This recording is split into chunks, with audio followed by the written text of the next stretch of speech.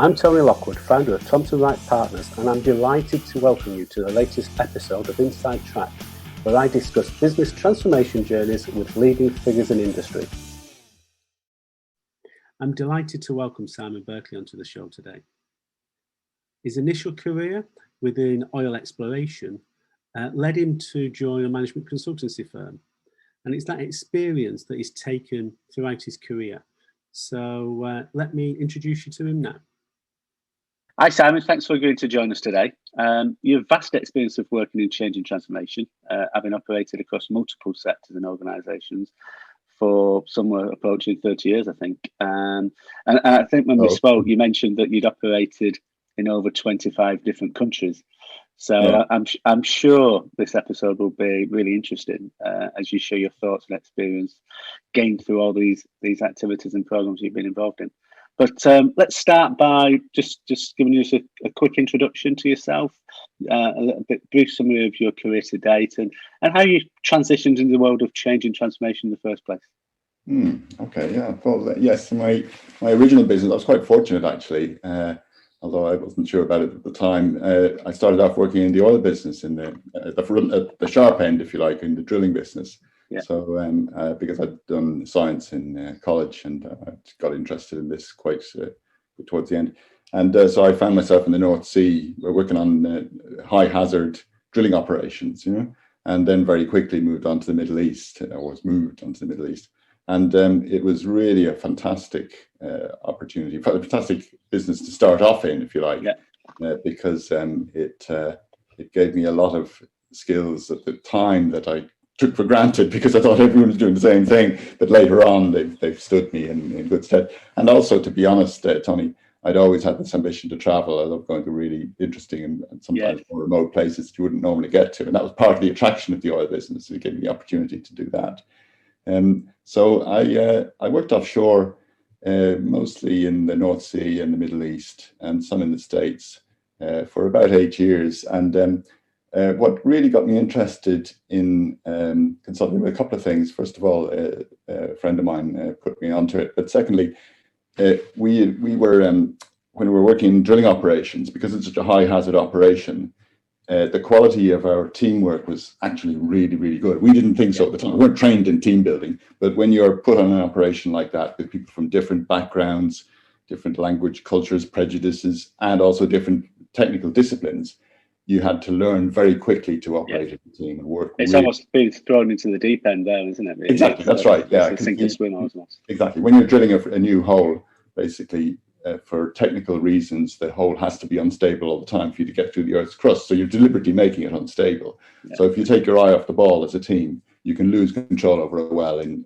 20 minutes or half an hour, and then you're finished, So that meant that we had to be really focused and really effective as teams. But what surprised me, as I grew up in that business and started working more and more in the oil company offices in town before I went offshore, helping with the well planning, I became really surprised at how ineffective and how siloed the organizations were of the people working in town, And these were people in big global multinational oil companies. We were having to work with collaborative groups across the functions, but we found when we went into town that the geophysicists weren't talking to the geologists weren't talking to the drilling people, and so on. We'd have to go tramp around. What is it with these people? And just the people coming to make a decision on something or get somewhere, they'd say, "Oh, it's 5 o'clock now. We're going home." And you say, "We can't go home. The thing might blow up." So it was a very interesting start, and I became fascinated by how people behave in organizations, and why they were so ineffective and why they didn't work so well.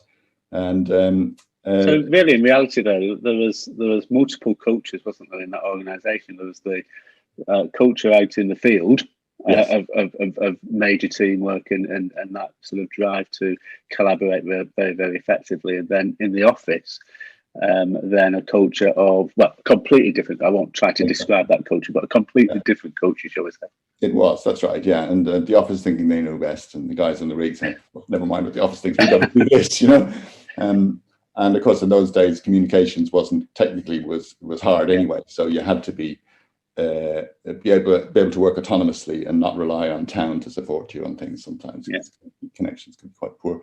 So I just became very interested in this, and a friend of mine had just taken an MBA and put me onto it, and I came back to the UK basically and went into Imperial College and did an MBA there just to find out a little bit more from a theoretical perspective. How does management supposed to work? You know? Yeah. And that was pretty good. And I chose Imperial because it was quite highly respected in the oil and gas business. It's always been a big centre for geoscience, you know. Yeah. So when I knew that even when I graduated, I might well be working back in the same business. So since then, well, I worked in a couple of roles immediately afterwards, and then was fortunate enough to join Gemini Consulting in the mid-90s. Yeah. And that was my first entry into large-scale transformation, really sophisticated strategic transformation consulting, you know.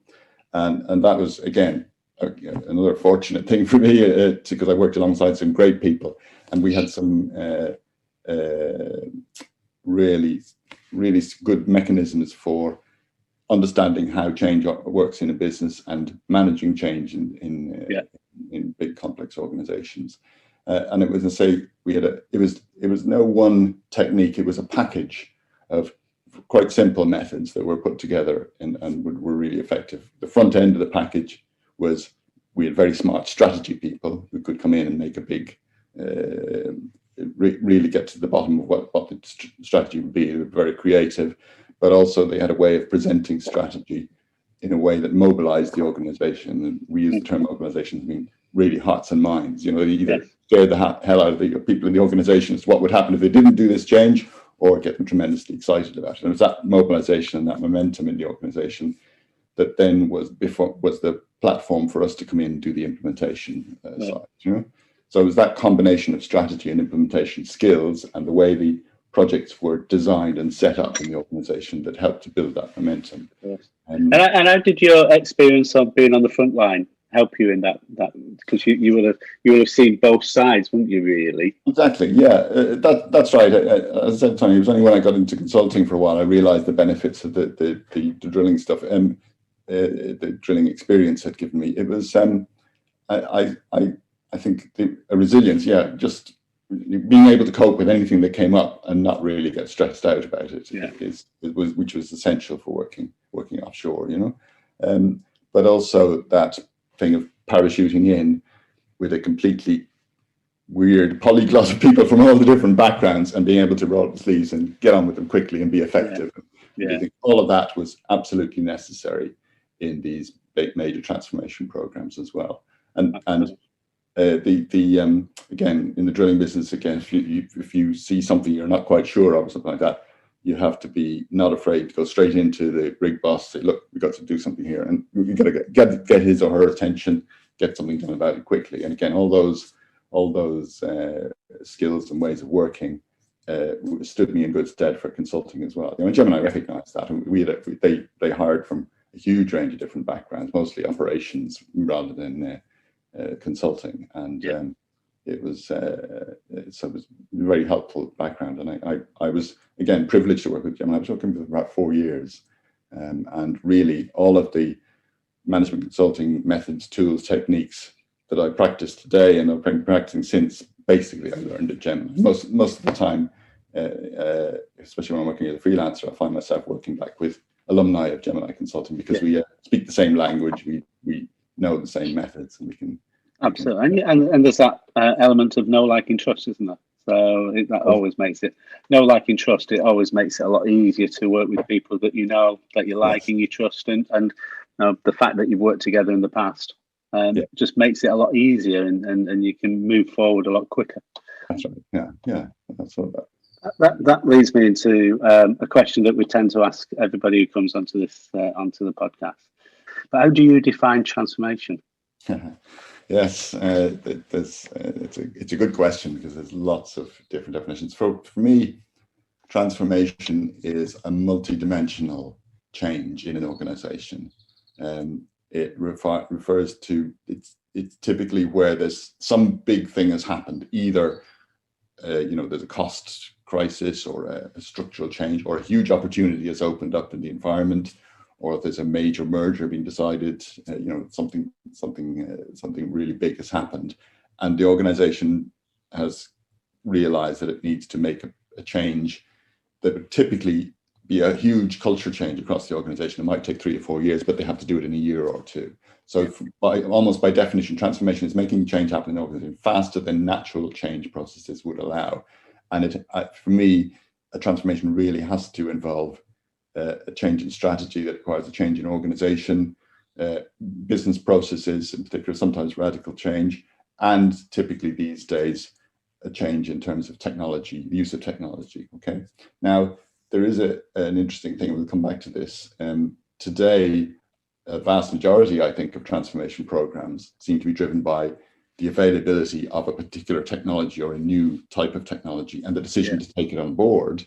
And sometimes, in quite a lot of quarters in the consulting industry, by definition, transformation is we have to transform the organization to use this new technology properly. Yeah. And I think that's a mistake, typically. That's the tail wagging the dog, isn't it, a lot of the time? Exactly, that's right. For me, so to summarize, I suppose, for me, a transformation is something that an organization has to do in order to implement a radically different business strategy of some kind. Yeah. We spoke about this on an earlier show, and we were saying that it all starts with having an absolute clarity around the vision and the strategy.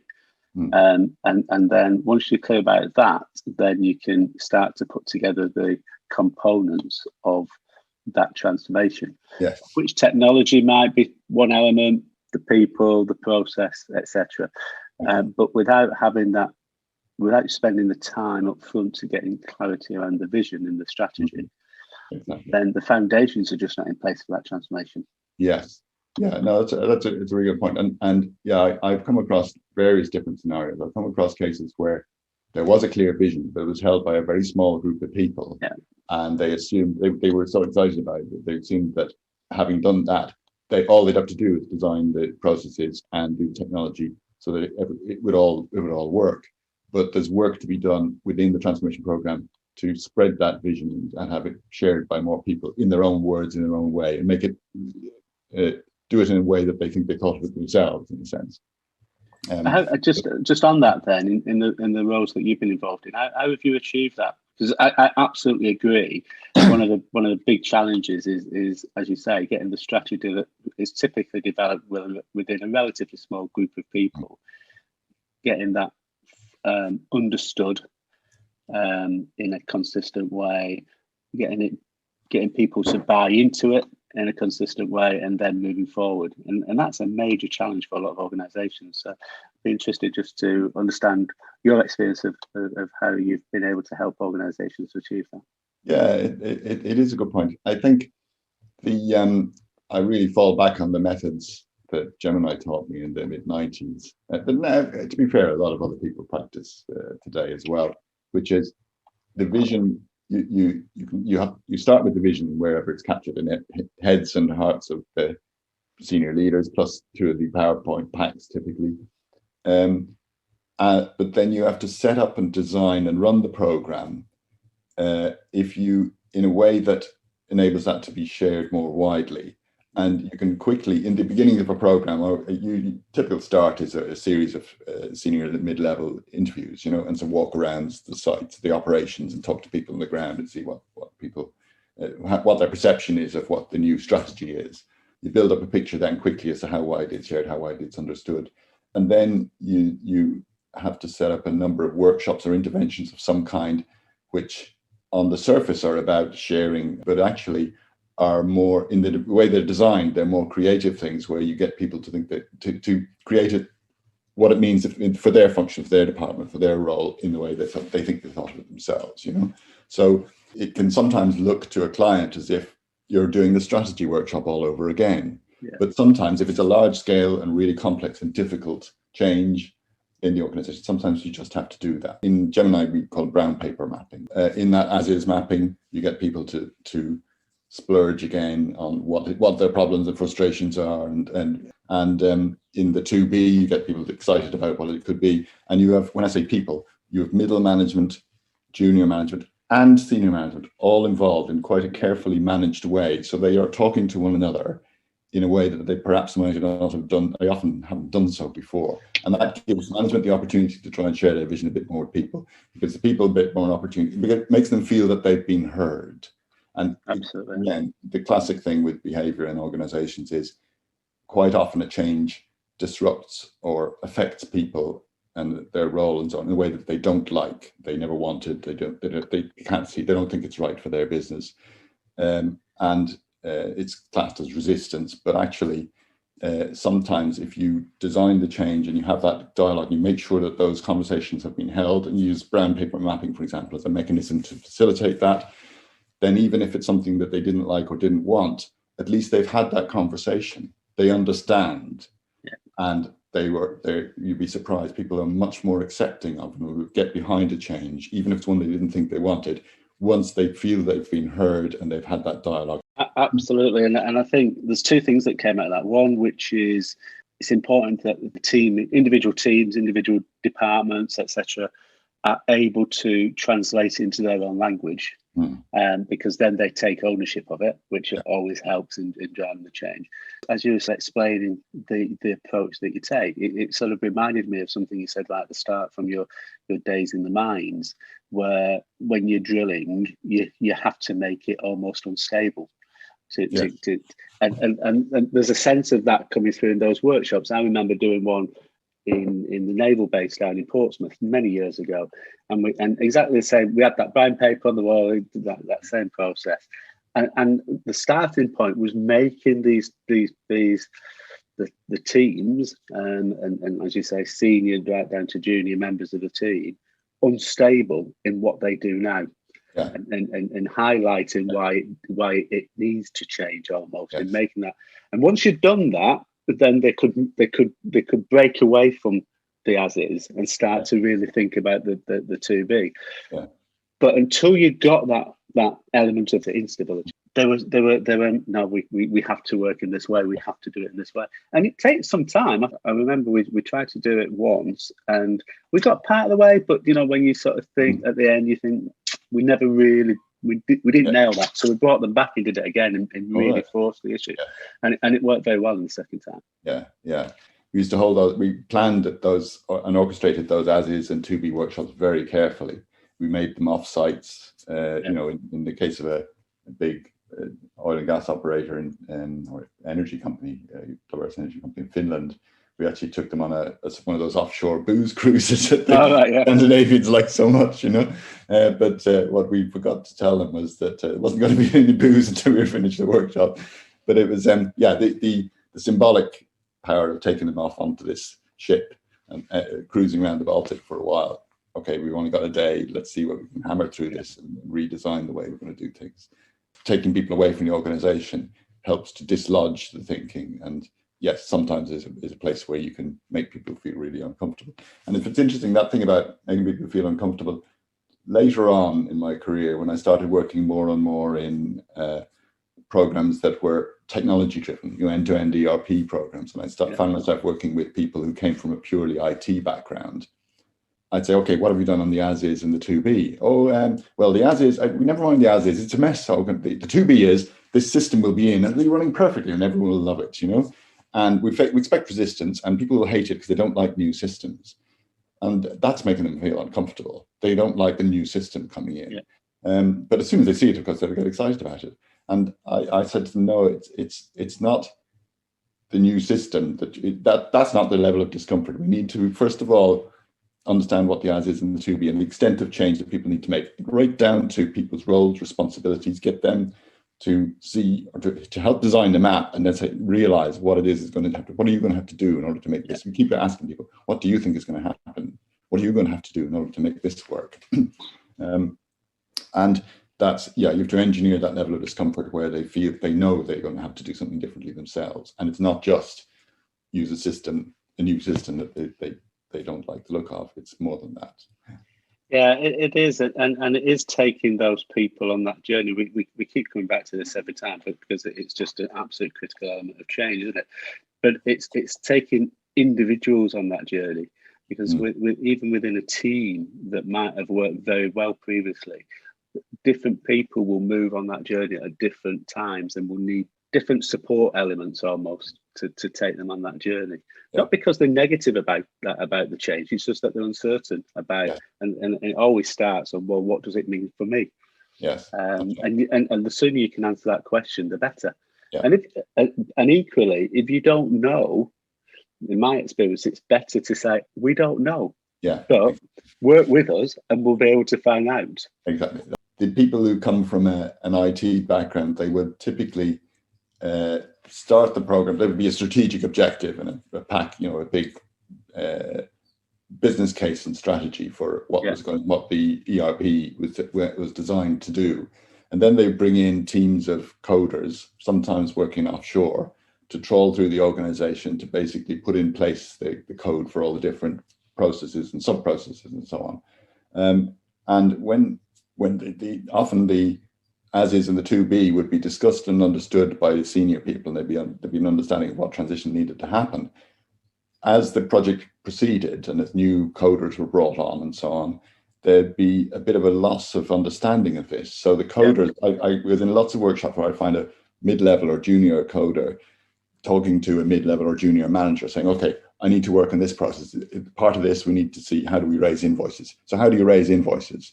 And the guy in the business way, well, I raise invoices this way. And I'd come in and say, well, hang on, is this the as-is way of invoicing or the to-be way? Because we've already agreed there's going to be two, there's the current way of doing things, and with ERP, in order to leverage the business benefits from it, we need to do things in a different way. So is there a difference between the two? And the coder didn't know. And he just said, no, just tell me how you, and he would end up coding for the as-is. And the business person, comparatively junior person in the business, wouldn't know either. And again, he'd just tell him what the as-is was. So that's where the loss of integrity occurs, and why so many ERP programs, in my view, don't deliver what they're supposed to deliver, because, and it's the fault really of the program manager and the program team, not cascading down that understanding of the difference and ensuring everybody in the team really understands whether they are coding for the as-is or the to-be, Absolutely. And I always find that sometimes where organizations have got very well-defined processes, documented processes, well-defined documented processes, let's be clear about that. Reality doesn't reflect those documentation. And people will treat the documented processes as is. Yes. And then look to move to 2B, but actually, you're not starting from the right place, because there's usually processes built upon top of processes and built upon top of processes, and reality never reflects what's documented down. Exactly. And it's as you say, that brown paper exercise at least gets you into the place where you get what's happening on the ground. Yes. And that's the right starting point. Exactly. And I don't know if you find this, but I find it really hard sometimes to convince people to do workshops and brown papers, because they say, oh no, we've got this fabulous BPM tool now. We'll just sit down, guys, on, especially these days. And well, you've had to do it recently, but I mean, even before the pandemic came on, we'll just sit down on this video conference call and we'll BPM it, No, it's not about the software. We need to work on happy. And that physically getting people up to talk and write through all diagrams on flip chart and so on actually flushes out how does it actually. It's the nuances, isn't it, that comes out in that, because even within a team that works very well together, the likelihood is that 2 or 3 people will do the same activity in a slightly different way. Yeah. And it's the nuances that come out through that discussion that really illuminates the plans moving forward. Yeah. And also you find with those things, sometimes you'll spot, this is one thing that I find quite common, you'll spot a particular way of doing things that somebody has found or discovered in another part of the business. And actually it's got potential for benefit across the whole business. And it was never discovered in the initial diagnostic, that you've got to be prepared for new innovations coming out that you can get across the business, So being clear about the as is to be is obviously one of your key strands in terms of managing that transformation. What are some of the other things that you are essential elements of successful transformation, do you think? There's another element that I find quite challenging to deal with at the moment, and that is there's a convention grown up in the last, I would say, 15 years or so, where program management and change management are seen as 2 separate and different disciplines. And I've been in lots of forums with people like yourself who work in transformation quite a lot and have agreed with me that they shouldn't be. But that's still too widespread. So in my view, as I understand it, the term program management is taken to mean somebody who knows how to do the software engineering, if you like, and plan the program. And a typical program manager works in a waterfall way. It's an engineering discipline, if you like. And change management is perceived by program managers as being some sort of black box. But if they think about it at all, it's about communicating with people and convincing people to do something differently, selling them a thing to them and training them up, there's lots of debates as to whether program managers should understand change management and change management should understand. I think my own view is that it's a mistake to think of those two disciplines as separate. And if we stick for the moment in conventional program management, the reason why program management, you can see why it grew into being a big and important discipline. You can see where Prince 2 and so on came about, was that software and systems are so complex, they have to be treated like an engineering asset. So you have to have a waterfall engineering project with stage gates, and be clear in each stage gate exactly what you've achieved, and make sure that all the I's are dotted and T's are crossed before you move on to the next stage. So you can see why it came about. Engineering discipline was necessary as software became more complicated, but engineering discipline does not take into account that some of the that you're dealing with people changing, and people who come from an engineering background and a software engineering background tend to think of the people in the organization as components of the system, if you like.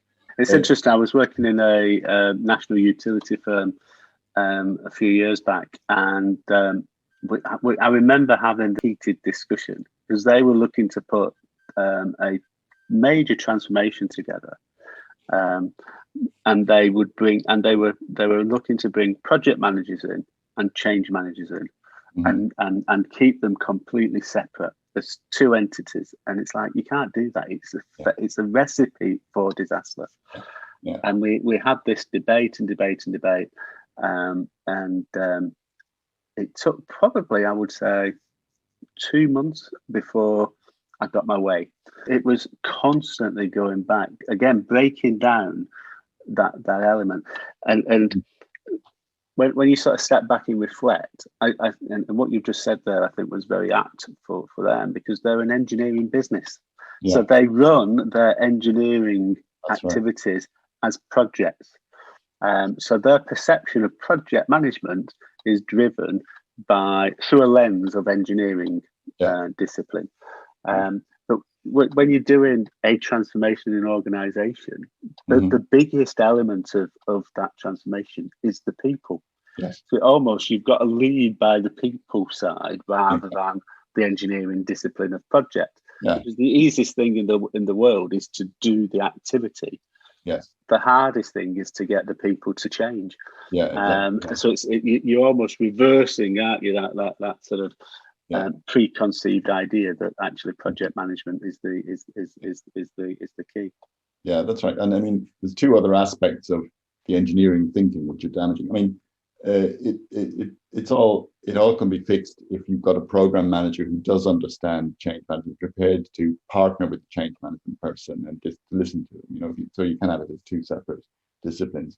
But another aspect is that's unhelpful is this focus on documentation. This grew up in the software business primarily in Y2K, when to their embarrassment, most IT people realized they'd never properly documented the software that they created some years back. So documentation became the thing, to the point where in an engineering project, it's not done until it's documented. But if you try applying that to change management, and I had this argument with a number of engineering program managers, where they say, I've only got we're going live in a few weeks' time. We've already done all the coding and configuration, and nobody's very happy, so you can't go talk to anybody, but we need you to produce some deliverables, change management deliverables. So here's a matrix for a stakeholder engagement plan. Here's a matrix for this. Here's a matrix for that. Go in and fill it. Populate these Excels. I said, right, if I need to talk to these stakeholders to see what their perceptions are and see how we can engage them, see what their influence is. Oh, don't go and talk to any of them. Just write it down. And just produce the deliverable, and it's going to be done in 2 days' time. And so people wanted me to produce deliverables. In the end, I left the organisation. There were a number of people I was able to work very well with, but it was quite difficult, especially in the ERP programs, to really get past this thing. Yeah, absolutely. I think I totally agree. And in the example I was showing earlier, then that's exactly what happened there. It was, well, we've got a change impact assessment, we've got stakeholder analysis form that you've got to complete, and these are standard forms, and it's our way of delivering programs or projects. Yeah. And it was, as you say, it was a tick box exercise, and they almost wanted to do it to demonstrate that they considered the change, but not actually done anything about it. So interesting. When I produced the plan, I'd say, now who's going to implement this? Or now I've got to go and implement it. No, you can go now. We've got a budget for it. I said, producing a plan is the start of the project. And this is the end point. This is the deliverable we have to produce. And I said, no, that's just a plan for what we need to do in stakeholder engagement. Yeah. So we've said a number of times during the session today about how stressful it can be for the people that are involved in receiving the change, or equally those who are involved in delivering the change. What do you do to sort of alleviate that stress for you personally? It's funny you asked that question, though, because I have had a couple of people over the years saying why you never get stressed out. And I do take it back to that experience I mentioned earlier on. It's genuinely true when you're working a drilling operation on an open hole situation. This is before you've cased off the hole and it becomes a production asset. When you're just trying to make the hole, it's deliberately in an unstable state. And you really can. Every drilling operation is about half an hour away from a total blowout. Right. At all times until they've cased it off, and the whole focus of the work is to prevent that blowout happening. But that you have to put it in that unstable situation. So sometimes, if I'm in a really stressful, difficult situation at work, when I'm standing there in front of a workshop and everyone's up against it, I sometimes think, what's the worst thing that can happen? Well, I'm not gonna be blown to smithereens. You know what I mean? Which is what for 8 solid years. And it reminds me, we've had a number of people on previous episodes that are ex-forces, and they say exactly the same. It's when you've been in a war zone, or you've been going into situations that you could turn around a corner and you could stand on a landmine and stuff. Then actually getting some difficult stakeholders in a room and having a heated debate about change. It doesn't really affect me. No, it's very interesting you mentioned that, because I had never, grown up in Ireland, obviously it's not a very military country at all, and I'd never really worked with people with an ex-military background until I worked in Gemini, and they had quite a few of them. And to me, there's something about the training and development of military people that it makes them, they're better than most people at organizational work, at really understanding how people behave in an organization and moving it forward. It's a combination, they're putting stress in situations, but I think the Army is obviously, and the forces are obviously really good at training people in organizational change and transformation, all the different, in how people behave in organizations and how to lead people through a big change or through a difficult situation. And I've worked with some really great change people that come from. I remember one, Chris, a few weeks back. He was talking about trust, and it is all about trust. And he's saying when he was in any situation, his number one responsibility was to make sure that the person to the left of him and the person to the right of him were okay. Yeah. And he knew that they were doing exactly the same thing. So as a team, they always had 2 people looking after you. Yeah. And making sure that you were okay, and it was built around that complete trust in the team. Yeah. And I remember saying at the time, if we could sort of take that and put it into organisations, change would be easy. Yeah, and that's what we should try. That's what we should be trying to do, really, building that team and that trust within the organisation. Yeah, there's some. It's interesting you mentioned that. There's some very interesting methods and theories. Again, that I've been privileged to work with. I worked with a small boutique organisation a few years back, who did some really excellent work on trust and building trust in organisations through some methods that are known as commitment-based management. I don't know if you've come across that. Yeah. And originally pioneered by a fellow called Fernando Flores, who's still out there and still doing webinars. And they had a series of really good methods about all in the interest of building trust in organizations, about starting small and simple processes, getting people to make offers to their colleagues, the people next to them, the customers, their suppliers, designing those offers, making commitments based on those offers, identifying what conditions would be acceptable, would make this commitment acceptable, and then tracking back, giving feedback, getting the customer to give feedback on whether they received the thing the right way. And there's several other what they call speech acts, so specific formal ways of communicating in organizations, things like making declarations, things like basically making promises and keep sticking to your promises. And then starting with some small, simple things, building that out into a whole network of commitments and promises to oil the wheels of a process and make it work smoothly and effectively. And through working in that way, then everybody in the organization gradually builds trust with other people in the organization. And with that foundation, you can do anything. But I always remember the key to commitment-based management is for people to be accepting that I am not going to make a commitment that I don't believe that I can deliver, even though you might want me to do. And so that peer pressure, right. You've got to accept that peer pressure, you can't have peer pressure in that situation, can you? Because you need people to be fully focused upon only committing to stuff that they can actually deliver. So we're coming towards the end now, Simon. So we always finish off with the question that sort of, what's your number one takeaway? What's your one thing that you could boil all your experience down? What would be the one thing that you would recommend that people take account of? Well, there's two things really. The one thing, again, referring back to what we mentioned earlier, and what I've learned in particular relevant today because of the whole focus around digital and technology and so on, that innovation is where it is at the moment. That's the key thing people are trying to implement in order to beat the competition. But understanding that innovation is a process and not an idea, and differentiating between the two. So people often think innovation is there's a new app, there's a new technology out there, or we've had an idea, we can do this. The idea is only the start of the process. The innovation is actually making it work. And I often, I love this story. If you ever read about Tim Berners-Lee experience in getting ARPANET, the original internet, accepted. The design and the coding for it was done in space of a few hours, but it took him years tramping around all of these different universities, talking to everybody and trying to get them to experiment with this new method of getting machines to communicate with one another. So the innovation is the process, not the idea itself.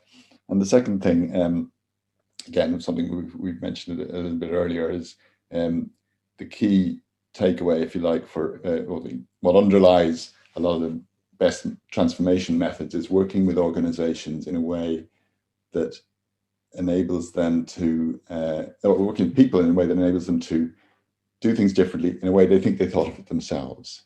And this might sound a cliche, but what gets me out of bed in the morning, what makes me satisfied in doing the work, is when people come back to me and say, look, we did this, we didn't think we could do this. And there was one particular business where we'd made a big change happen, and a large part of it was about getting the leadership engaged and leading that change, and we'd run a series of workshops and we'd pull people in, and people were coming back to me, it's astonishing. Suddenly I found the chief executive, chief of operations, we're acting in the way that, and we've been trying to convince them to do that for years, and now they're doing it. And they weren't even saying, you helped us or you did that, although that came out a bit later on. Their first thought was, we'd seen this big change. We did it. You know, we managed to make it work. We ran these workshops and we made it work. And this time the leadership were doing it. So that's what is key to it myself is getting people to work in such a way, asking them the questions that make them realize what it is they have to do differently and think they thought of it themselves. And hey, I came up with a great idea. You didn't tell me to do it this way. That, in fact, makes me more than satisfied. Yeah, and that's the skill of the facilitator, isn't it? Yes, it is. Yeah, and it was, again, something that Gemini taught us from the off, you know, so it's all around facilitation. Yeah. Brilliant. Well, thank you very much, Simon. Thanks for your time today. Yeah. And I'm sure people have taken at least one or two key ideas forward from this show. So once again, thank you, Simon. If you've enjoyed this show, please do subscribe and leave a message or a comment. It's very much appreciated. And also check out what we're doing at the Transformation Leaders Hub and come along to one of our virtual networking sessions. Simon will be involved in many of those, so a great opportunity to follow up on the conversation today. See you in a couple of weeks.